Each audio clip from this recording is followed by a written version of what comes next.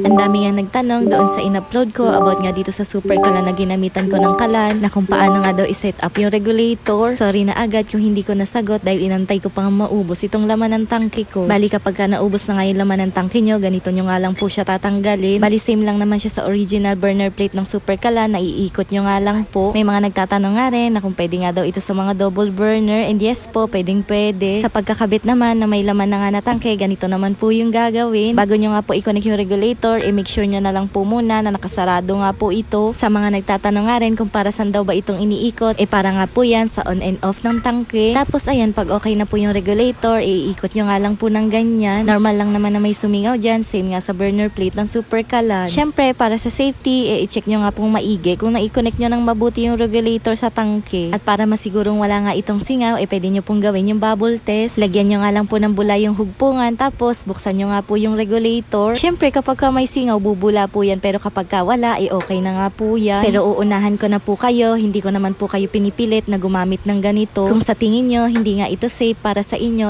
okay lang naman po. Ang goal ko lang naman po dito, masagot nga po yung mga tanong.